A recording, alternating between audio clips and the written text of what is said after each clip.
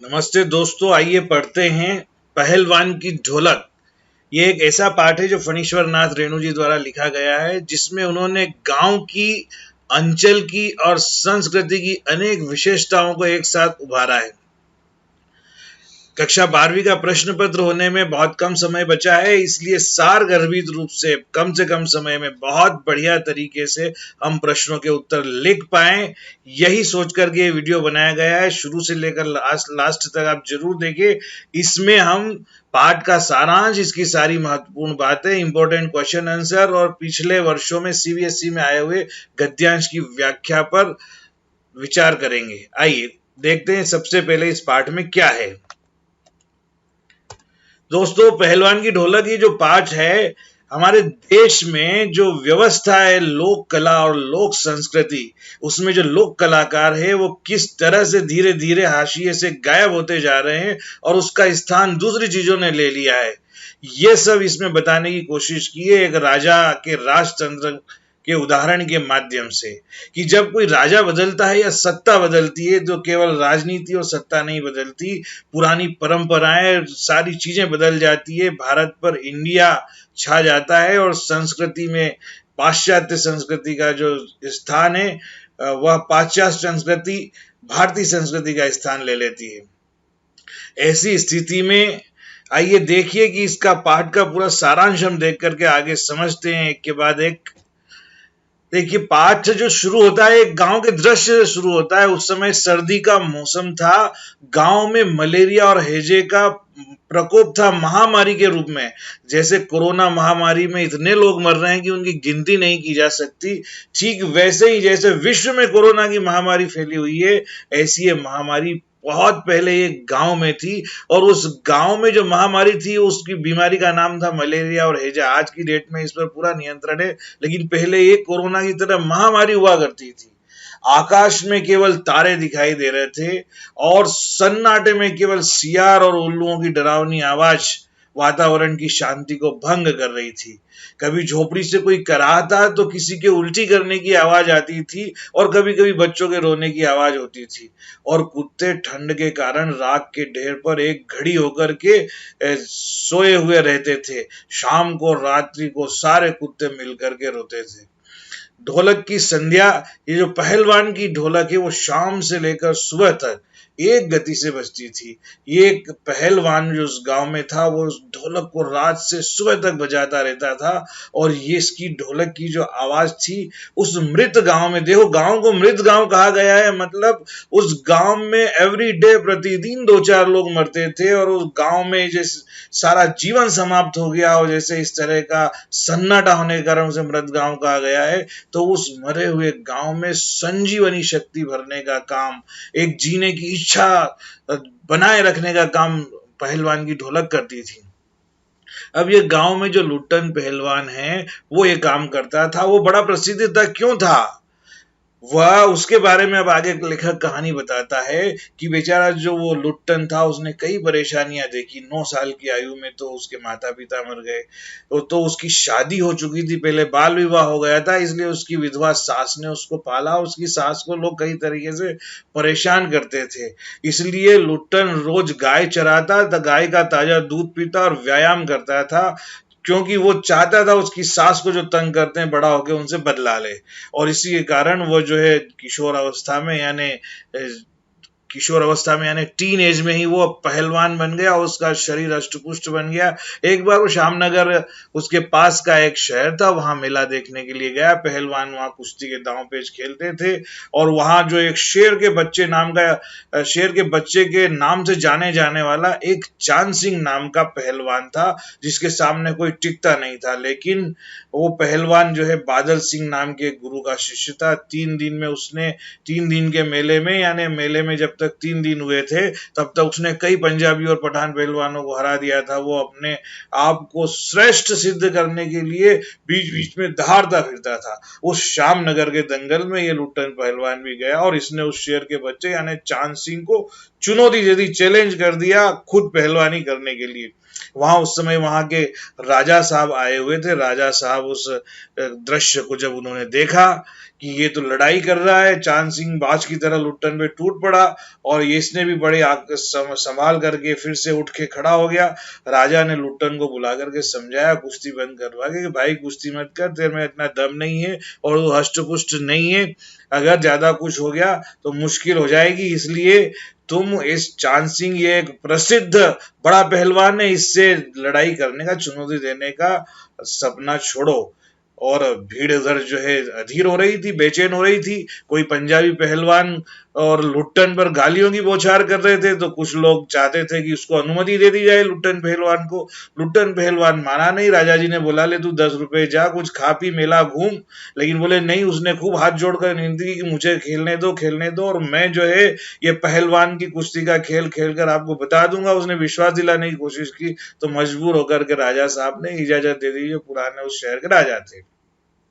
बाजे बजने लगे, लुटन का ढोल बजने लगा। चांद ने उसको, उस पहलवान जो था चांद, जिसको शेर का बच्चा कहते थे उस समय, उसने इसको चित्त करने के लिए, पटकने के लिए दबोच लिया, इसकी गर्दन को दबोच लिया। और लुट्टन के समर्थन में उस समय कोई नहीं था, सब उस चांद सिंह को ही जो है उसी की दाद दे रहे थे। जबकि चांद के पक्ष में सबका सब लोग थे, राजमत यानी राजा भी थे और सारा बहुमत था। बेचारा लुट्टन पहलवान जब दबोच लिया गया तो इसकी तरफ केवल उस ढोल की आवाज थी। लुट्टन की आंखें बाहर निकल रही थी, तब उस ढोल की पतली आवाज सुनाई थी, धाक धीना तिरकट तीना, धाक धीना तिरकट तीना। तो उसमें इस आवाज का मतलब था कि दांव काटो, बाहर हो जाओ। ये प्रेरणा उसने उस ढोल की आवाज से ली। लुट्टन ने दांव को काटा और लपक कर चांद की गर्दन पकड़ ली, और फिर तो उसने चटाक चढ़दा जो आवाज आई, चटाक चढ़दा, तो इसको उससे ये प्रेरणा मिली इस आवाज से कि उठा के पटक दे, उठा के पिटक दे। और इसने, लुट्टन ने दांव जोर लगा करके उसको जमीन पे पटक दिया और उसको चारों खाने चित्त कर दिया। और ढोलक ने वाह बहादुर की ध्वनि की, जनता ने माँ दुर्गा की, महावीर की, राजा की जय जयकार की। लुट्टन ने सबसे पहले उस ढोल को प्रणाम किया, जितने भी ढोल बज रहे थे उनको प्रणाम किया, क्योंकि ढोलों की आवाज को सुन करके इसको जोश आया और इसके मन में प्रेरणा जगी। अगर जब ढोल आवाज करता था चटाक चढ़दा, तो इसको प्रेरणा मिलती थी कि उठा के पटक दे, उठा के पटक दे। इस तरह से ढोल से प्रेरणा पाकर के लुट्टन ने पहलवानी चांद सिंह से जीत ली। और चांद सिंह की तो पहलवान जो पंजाबी थे वो आंखें पोंछने में लगे हुए थे। और ये जो था तब तक राजा को भाग आया था। राजा ने इसने नामी पहलवान को हराया था, इसलिए राजा ने इसको राज पहलवान की पदवी दे दी और हमेशा के लिए अपने पास रखने की घोषणा कर दी। फिर क्या था, फिर तो लुट्टन पहलवान की कीर्ति दूर दूर तक फैल गई दोस्तों। और वहां काला खां नाम का एक प्रसिद्ध पहलवान था, उसने उसको हरा दिया। और लुट्टन बोलता था मैं ऑल ओवर इंडिया का पहलवान हूं, उसके लिए ऑल ओवर इंडिया उसके जिले को ही वो कहता था, जिले तक उसकी प्रसिद्धि जरूर थी। और खूब वो जो है रसगुल्ले खाता था, पान चबाता था और खूब जो है दूध पीता था, और उसकी जो अच्छी डाइट थी इस तरह, और सारी की सारा जो है खान पान का सारा खर्चा, रहने का सब कुछ राजा की ओर से मिलता था। इसलिए अनेक वर्षों तक, करीब करीब 15 साल तक, ये लुट्टन पहलवान अपने उस राज्य का सबसे बड़ा राज पहलवान था, कोई इसकी बराबरी नहीं कर पाता था। बाद में इसकी शादी हुई, इसकी पत्नी ने 2 बच्चों को जन्म दिया, दोनों बहुत बढ़िया पहलवान इसने बना दिए। लेकिन पत्नी स्वर्ग सिधार गई। 15 साल की इस अवधि में इसके साथ ये घटना हुई। दोनों लड़के का जो है भरण पोषण राज दरबार से हो रहा था, क्योंकि राजा ने इसके दोनों पहलवान बच्चों का भी घोषणा कर दी थी कि भैया भविष्य के राज पहलवान होंगे। अब पहलवान रोज अपने बच्चों से कसरत करवाता, उनको संसार का ज्ञान देता, बताता कि ये गुरु मेरा जो है ढोल है, इस ढोल की आवाज को सुन करके तुम्हें इस तरह से प्रेरणा लेना चाहिए। लेकिन क्या हुआ, उसने बहुत तरीके से उसके दोनों बच्चों को बहुत बढ़िया पहलवान बनाया, शिक्षण प्रशिक्षण दे करके उनको। लेकिन एक समय ऐसा आया कि लुट्टन पहलवान को नौकरी से हाथ धोना पड़ा। राज पहलवान से उसको इसलिए निकाल दिया गया क्योंकि राजा जब तक थे तब तक उन्होंने इसे राज पहलवान की पदवी दी, लेकिन जब राजा की मृत्यु हो गई तो उनका बेटा जो राजकुमार था वो विलायत से यानी विदेश से, लंदन से वो शिक्षा प्राप्त करके आया। और जब उसने राजकाज संभाला, जब वो राजा बना, और उसने सुना कि पहलवान का तो इतना खर्च होता है, तो उसने जो है इसको हटा दिया अपने राज पहलवान की पदवी से और उसकी जगह घुड़दौड़ और दूसरे खेलों ने ले ली। और वो राजा ने इसको तुरंत जो है बोल दिया कि अब इसकी जरूरत नहीं। अब ये क्या करता, गांव चला आया अपने पुराने उस राज्य को छोड़ करके। गांव में इसने गांव वाले कुछ बच्चों को सिखाना सीखा कि पहलवानी सीखी, और धीरे धीरे ये उनका प्रशिक्षण देता था। लेकिन वो भी कितने दिन तक सीखते, गरीबी इतनी थी गांव में कि धीरे धीरे सब कुछ इसका कार्यक्रम समाप्त हो गया। केवल इसके 2 बच्चे बचे, उन्हीं को ये ढोल बजाकर कुश्ती सिखाया करता था। और वो बच्चे जो मजदूरी करके कमा कर लाते थे, उसी में इसका घर चलता था।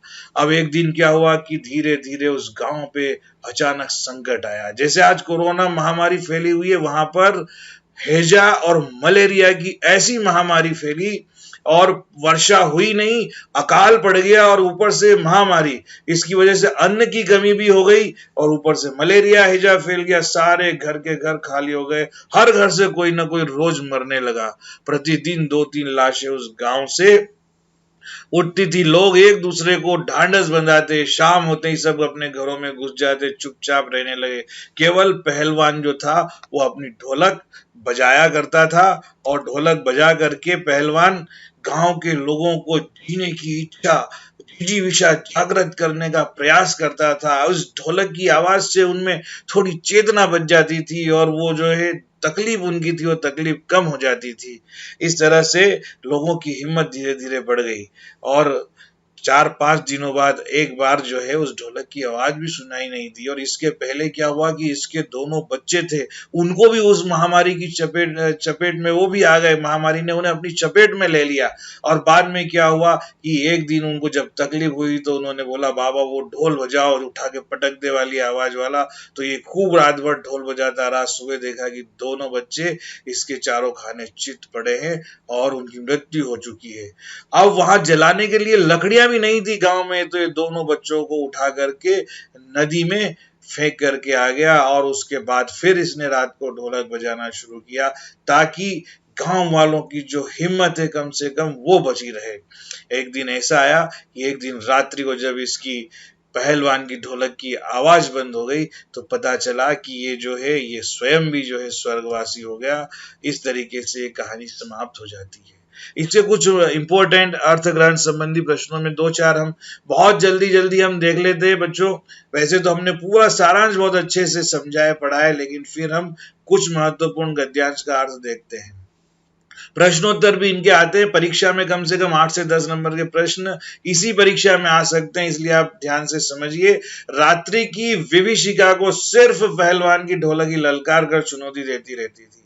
पहलवान संध्या से सुबह तक चाहे जिस ख्याल से ढोलक बजाता हो, किंतु गांव के अर्धमृत औषधि उपचार पथ्य विहीन प्राणियों में वह संजीवनी शक्ति भरती थी। बूढ़े बच्चे जवानों की शक्तिहीन आंखों के आगे दंगल का दृश्य नाचने लगता था। स्पंदन शक्ति शून्य स्नायु में भी बिल्ली दौड़ जाती थी। अवश्य ही ढोलक की आवाज में न तो कोई बुखार हटाने का गुण था, न महामारी के नाश की शक्ति रोकने की उसमें हिम्मत थी। लेकिन इसमें कोई संदेह नहीं कि मरते हुए प्राणियों को आंख मूंदते समय कोई तकलीफ नहीं होती थी, मृत्यु से वे डरते नहीं थे। देखो गद्यांश में रात्रि की किस विभीषिका की चर्चा की गई है, ढोलक उसको किस प्रकार की चुनौती देती थी। सीधी सी बात है, गद्यांश में हैजा और मलेरिया की महामारी की विभीषिका की बात की गई है। साथ में अकाल भी था, अनावृष्टि भी थी।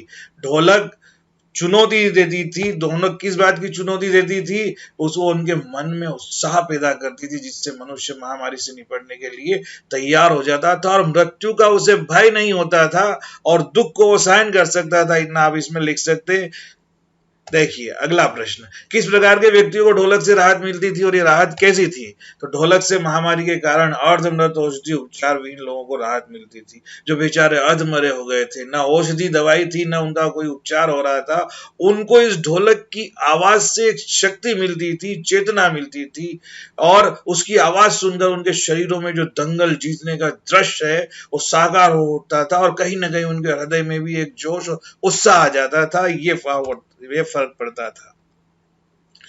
लुट्टन ढोलक की आवाज के बल पे ही दंगल जीता था। जो गुरु क्यों मानता था लुट्टन?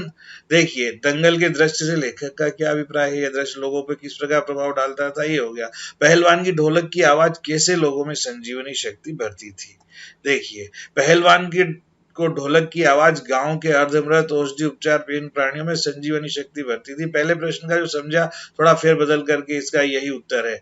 और ये एक और प्रश्न जो तीसरा, एक बार फिर समझते हैं। दंगल के दृश्य से लेखक का क्या अभिप्राय है, यह दृश्य लोगों में किस तरह प्रभाव डालता था?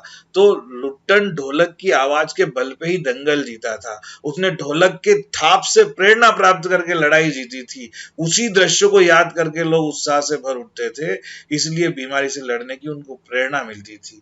ये एक गद्यांश है, इसमें 4 प्रश्न आते हैं, 2-2 नंबर के, 8 नंबर का प्रश्न होता है। इसके अलावा भी 3-3 नंबर के प्रश्न आते हैं। हम कुछ 1-2 गद्यांश और देख लेते हैं। दोनों ही लड़के राज दरबार के भावी पहलवान घोषित हो चुके थे। दोनों का भरण पोषण दरबार से हो रहा था। प्रतिदिन प्रातःकाल पहलवान खुद ढोलक बजा बजा कर दोनों से कसरत करवाता था। दोपहर में लेटे लेटे दोनों को सांसारिक ज्ञान की शिक्षा देता। ये सारी बातें हमने पढ़ी है, इस गद्यांश के आधार पर प्रश्न है। पहलवान के बेटों का भरण पोषण राज दरबार से क्यों होता था? क्योंकि पहलवान के बेटों को भी भविष्य का पहलवान घोषित किया जा चुका था, और उसका पहलवान खुद जो था लुट्टन, वो तो था ही राज दरबारी, इसलिए उनका भरण पोषण राज दरबार से होता था। पहलवान अपने पुत्रों को क्या शिक्षा दिया करता था? वो ये शिक्षा दिया करता था कि भाई ढोल की आवाज पर पूरा ध्यान देना, दंगल में उतरकर सबसे पहले ढोल को प्रणाम करना। इसके अलावा मालिक को खुश करने का उपाय भी बताता था कि किस तरह का व्यवहार कब हमें बड़ों के साथ या मालिक के साथ करना चाहिए। लुट्टन किसको अपना गुरु मानता था और क्यों? तो सीधी सी बात है, ये कई बार ये प्रश्न आया है अनेक प्रकार से। लुट्टन ढोल को अपना गुरु मानता था क्योंकि ढोल की थाप से उसको प्रेरणा मिलती थी कि वो चटाक चड्डा बोलता है, तो उसको प्रेरणा मिलती थी कि उठाकर पटक दे। और जब ढोल की आवाज होती थी चड्डा गिड़दा, इससे उसको प्रेरणा मिलती थी कि आजा भिड़ जा करके। और इस प्रकार से कभी बीच में और प्रकार की आवाज आती थी तो उसे और प्रकार की प्रेरणा मिलती थी। ढाक दीना, तो वाह पट्टे, उसको इस प्रकार का उसके मन में जोश आ जाता था। इसलिए लुट्टन ढोल को ही अपना गुरु मानता था। आज गांव में अखाड़े समाप्त हो रहे हैं, इसकी क्या कारण हो सकते हैं? आज गांव में पहलवानों को न तो आदर सत्कार मिलता है, न लोगों के पास न समय है कि वो इस प्रकार की कुश्ती पहलवानी को देखने जाए। और ये परंपरा अब धीरे धीरे दूसरा रूप धारण कर लिया है और अनेक प्रकार के खेलों ने इसका स्थान ले लिया है, जिससे कि लोग अखाड़ों से न तो आय भी नहीं होती है अच्छी, और आय नहीं होने के कारण जितने साधन होते हैं पहलवानी के, जितने तामझाम चाहिए, वो सारा इंफ्रास्ट्रक्चर भी उनके पास नहीं है, और उसको किसी प्रकार की कोई शासकीय सहायता नहीं मिलती, और न इसको बढ़ावा दिया जाता है, न जनता द्वारा न सरकार द्वारा। इसलिए ये पहलवानी का जो खेल है, धीरे धीरे अखाड़े खत्म हो रहे हैं और ये खेल भी बंद हो रहा है। अब इंपॉर्टेंट ये टेक्स्ट बुक क्वेश्चन से 5-7 इन्हीं में से प्रश्न जरूर एक न एक आता है प्रति वर्ष नहीं तो हर 2 वर्ष में एक बार जरूर आता है। इस बार जरूर आ सकता है। अब देखिए, कुश्ती के समय ढोल की आवाज और लुट्टन के दांव पेच में क्या तालमेल था, ये आपको पहले ही बता दिया है, मैं फिर बता देता हूं क्योंकि क्वेश्चन रिपीट भी हो रहे हैं। कुश्ती के समय जब ढोल बजता था तो लुट्टन की रगों में अजीब सी हलचल पैदा हो जाती थी। जब कोई बड़ा प्रश्न आए तो हमें थोड़ा इस तरह से अच्छे शब्दों में आंसर देना है। उसका खून हर थाप पर उबलता था। उसे ढोल की थाप प्रेरणा देती थी। उनके दांव पेशों में फुर्ती और गति बढ़ जाती थी। और ध्वन्यात्मक शब्दों का उल्लेख तो भी मैंने बताया था आप लोगों को। ये जरूरत पड़े और याद रहे तो आप लिख सकते हैं प्रश्न के उत्तर में कि चटाक चड्डा, तो उसे इससे मिलती थी प्रेरणा की उठा के पटक दे, चड्डा गिड़दा, इससे उसको प्रेरणा मिलती थी कि आजा भिड़ जा। ढाक डीना, इससे ऐसी आवाज आती थी, उसको प्रेरणा मिलती थी कि वाह पट्टे, और वो उत्साहित हो जाता था। और हमारे मन को भी ये जो है उत्साह प्रदान करने वाले शब्द है ढोलक के, उसके ढोल के बोल है, जिससे इन शब्दों के मन से कुछ करने की लालसा और जोर मारती है। इस तरह से शक्ति देते थे उसे। कहानी के किस किस मोड़ पर लुट्टन के जीवन में क्या परिवर्तन है? बहुत सिंपल है। बेचारे की 9 वर्ष की आयु में उसके माता पिता की मृत्यु हो गई। पालन पोषण उसकी विधवा सास ने किया। सास पर हुए अत्याचारों की वजह से वो पहलवान बना। थोड़ा बड़ा हुआ तो उसने चांद सिंह नाम के पहलवान को हराया। राज पहलवान का दर्जा मिला। उसके दिन बदले। ये दूसरा मोड़ था। और 15 साल तक वो राज दरबार में रहा। अपने दोनों बेटों को पहलवानी सिखाई। लेकिन राजा साहब की मौत के बाद फिर उसके जीवन में नया मोड़ आया। उसे राज दरबार से निकाल दिया गया और वह गांव लौट आया। गांव आके उसने अपना अखाड़ा बनाया। गांव के लोगों को कुश्ती सिखाने लगा। लेकिन वहां पर भी जो वैश्विक एक महामारी आ गई, हैजा मलेरिया की, पानी नहीं गिरा और अनाज की कमी हो गई, अकाल पड़ गया। तो उसकी ये जो विद्या सिखाने का जो उसका पाठशाला थी या अखाड़ा था वो भी बंद हो गया। फिर उसके बाद क्या आया? अकस्मात जब सूखा और महामारी की वजह से गांव में हाहाकार मच गया। दोनों बेटे भी उस बीमारी की चपेट में आ गए और कंधे पर उनको लाद करके नदी में उसे बहाना पड़ा। अंत में वो कुछ दिन अकेले रहा और एक दिन वो भी चल बसा। ये पहलवान के इस पूरे लुट्टन पहलवान की शॉर्ट में कहानी, जो क्वेश्चन 2 के आंसर में हमने बता दी है। लुट्टन पहलवान ने ऐसा क्यों कहा होगा कि मेरा गुरु कोई पहलवान नहीं, यही ढोल है ना? इसका ये कई बार प्रश्न आता है। हमने गद्यांशों के प्रश्नों में भी इसका बताया कि उसका कोई गुरु नहीं था। उसे ढोल की थाप पर दांव पेच उसके चल रहे थे। थाप को ध्यान से सुना, अजीब सी ऊर्जा भर आई। चांद सिंह को ललकारा, उसे चित कर दिया। ढोल की थाप से उसको दंगल लड़ने की प्रेरणा मिली और वो जीत गया। इसलिए उसने ये कहा, गुरु मेरा गुरु कोई पहलवान नहीं बल्कि यही ढोल है। गांव में महामारी और अपने बेटों के देहांत के बावजूद लुट्टन पहलवान ढोल इसलिए बजाता रहा क्योंकि गांव में निराशा का माहौल था। महामारी और सूखे के कारण चारों तरफ मृत्यु का सन्नाटा था। घर के घर खाली हो गए थे। रात्रि की जो विभीषिका थी उसको पहलवान की ढोलक ही चुनौती देती रहती थी और उसकी आवाज से निराश लोगों के मन में उत्साह जागता था। जीने की इच्छा पैदा हो जाती थी और मृत्यु का दुख उन्हें नहीं होता था। वह लोगों को बताना चाहता था कि मरते दम तक जोश और उत्साह से उस बीमारी से लड़ते रहो, है ना? अगर ये कार प्रश्न पूछा जाए कि लुट्टन पहलवान क्यों ढोल बजाता रहा उसके अपने बेटों के मरने के बावजूद भी, तो यही उत्तर लिखना है। अब ढोलक की आवाज का पूरे गांव पे क्या असर होता था, ये प्रश्न पूछा जा सकता है। इसी को दूसरे तरीके से भी पूछा जा सकता है कि ढोलक की उठती गिरती आवाज में बीमारी में दम तोड़ रहे गांव वालों को संजीवनी का संचार कैसे करती थी। इसको ऐसे भी पूछा जा सकता है कि उस साधनहीन गांव वालों के प्रति ढोलक क्या भूमिका निभाती थी। तो सीधी सी बात है, बार बार यही प्रश्न, यही चीजें अक्सर परीक्षाओं में आई है कि गांव वालों के लिए संजीवनी का काम करती थी, उसके मन में छाई उदासी को दूर करती थी। उन लोगों के मन में जिजीविषा यानी जीने की इच्छा पैदा हो जाती थी। ढोल की हर थाप से उनके मन में चेतना आती थी। बूढ़े बच्चे जवानों की आंखों में अचानक चमक भर आती थी। स्पंदनहीन और शक्तिहीन लोगों की रगों में बिजली की तरह खून दौड़ने लगता था। जंगल का दृश्य नाचने लगता था। अगला प्रश्न है, महामारी फैलने के बाद गांव में सूर्योदय और सूर्यास्त के दृश्य में क्या अंतर होता था। देखो, बड़ा ये प्रश्न कई बार आता है कि सूर्योदय होते ही लोग बेचारे कांपते कूदते कराते अपने घरों से निकलकर पड़ोसी और आपस के लोगों को धैर्य बंधाते थे, ढांढस देते थे, क्योंकि किसी न किसी पड़ोसी के घर में मृत्यु हो जाती थी, किसी के बीमारी की चपेट में किसी के घर का सदस्य आता था, तो एक दूसरे का वो उत्साह बढ़ाने का या धैर्य बंधाने की कोशिश करते थे और शोक न करने की बात कहते थे। किसी न किसी के घर से रोज लाश उठती थी और जैसे ही सूर्यास्त का समय होता सब अपने अपने घरों में घुस जाते और जरा सी भी आवाज नहीं करते थे। उनमें बोलने की शक्ति नहीं रहती थी।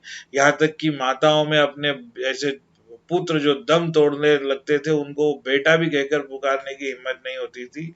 ऐसे में पहलवान की ढोलक रात से लेकर सुबह तक इस उस हैजा और मलेरिया की महामारी में लोगों में चेतना भरने का काम करती थी। देखो, कुश्ती या दंगल लोग, ये बहुत इंपॉर्टेंट प्रश्न है। कुश्ती या दंगल पहले लोगों और राजाओं का प्रिय शौक हुआ करता था।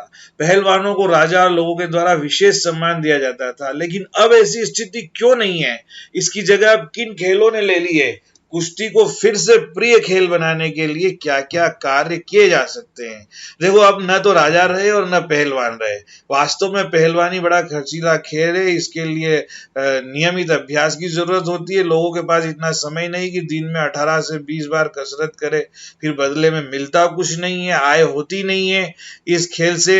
इसलिए केवल नाम के सहारे पेट नहीं भर सकता। कहीं कहीं कुछ पहलवान बच गए जिनके दंगलों की बात हम सुनते हैं, लेकिन ज्यादातर ये पहले की तरह अब लोकप्रिय खेल नहीं रहा है ना। इसकी जगह अब घुड़सवारी ने ले ली है, फुटबॉल होता है, लोग क्रिकेट देखते हैं, टेनिस, वॉलीबॉल, बेसबॉल, शतरंज, बहुत सारे खेल है जिन्होंने इंडोर आउटडोर गेम्स के रूप में जगह ले ली है। इन खेलों में पैसा मिलता है, शोहरत मिलती है, और खेल से रिटायर होने के बाद भी उसकी जो है जीविका बनी रहती है। अब देखिए अगला प्रश्न है, कुश्ती को फिर से ये ऐसा प्रिय खेल बनाने के लिए क्या क्या काम किए जा सकते हैं। कुश्ती को यदि फिर से प्रिय खेल बनाना है तो राज्य सरकार और केंद्र सरकार दोनों की योजना बनानी चाहिए, दोनों की योजना बननी चाहिए। व्यायामशालाएं की स्थापना होनी चाहिए जिनमें पहलवान लोग कसरत कर सके, और जीतने वाले पहलवान को अच्छी खासी रकम इनाम में दी जानी चाहिए। और पहलवान रिटायर हो जाए, दुर्घटना में उसे चोट लग जाए, तो उसकी रोजी रोटी का, उसकी जीविका का प्रबंध करना बहुत जरूरी है। अगर हम ऐसा करेंगे, किसी न किसी प्रकार से धन की व्यवस्था करेंगे, शिक्षण प्रशिक्षण की व्यवस्था करेंगे, तो इस खेल को वापस से जिंदा रखा जा सकता है। आकाश से देखो, एक आशय स्पष्ट करने वाला एक प्रश्न है कि ये 3 लाइनें हैं, इनका आशय स्पष्ट करना है। आकाश से टूटकर यदि कोई भावुक तारा पृथ्वी पे जाना भी चाहता तो उसकी ज्योति और शक्ति रास्ते में ही शेष हो जाती थी।